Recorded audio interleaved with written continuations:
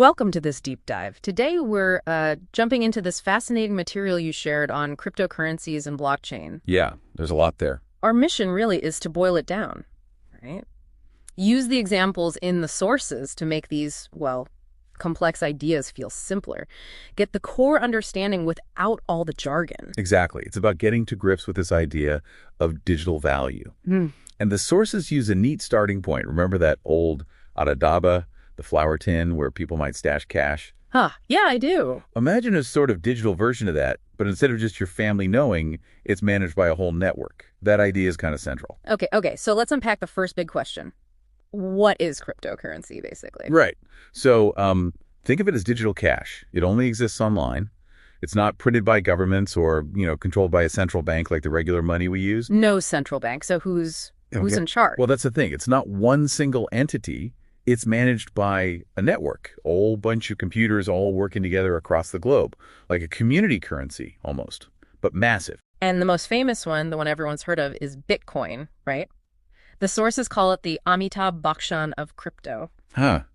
Yeah, that's a good one. It was the first big one, the original, designed really just to send digital money directly between people, cutting out banks altogether. And like with movies, after the big star Came the others. The Baki key heroes, as the material says. These are all the other cryptocurrencies, thousands of them now, called altcoins. Altcoins. And they often try to do different things, maybe be faster or handle things differently or have specific uses beyond just being, digital cash. So if there's no bank in the middle, how does everyone trust the system? How do you stop someone spending the same digital coin twice? That seems like the key problem. It is. And that's where this underlying technology comes in. The source is called the Jugad.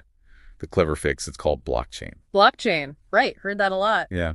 So picture it like this. It's like a chain of record-keeping blocks. Your sources use the term Hisab Kitab blocks, like pages in a ledger. Okay, pages in a ledger. Each block holds a batch of recent transactions. When it's full, it gets sealed, mathematically linked to the one before it, creating this chronological chain. And the crucial part, the sources really stress this, is once a block is added, it's permanent. Exactly. You can't just go back and erase or change something. It's designed to be tamper-proof, locked in. But how?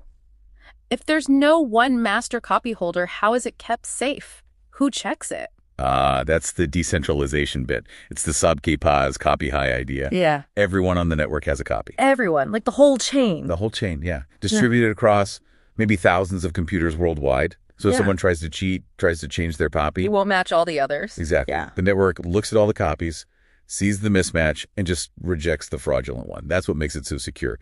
No single place to attack. And transparent too, right? You can see transactions. Typically, yeah. You can see like wallet A sent this much to wallet B, but usually not who owns wallet A or B. So there's some anonymity, but the transactions themselves are often public. Okay, so that's the tech. Why does it all matter? What are the upsides and downsides mentioned? The fade and Nuxon. Well, on the plus side, the potential benefits transactions can be faster, especially cross-border, since it's running 24/7 globally.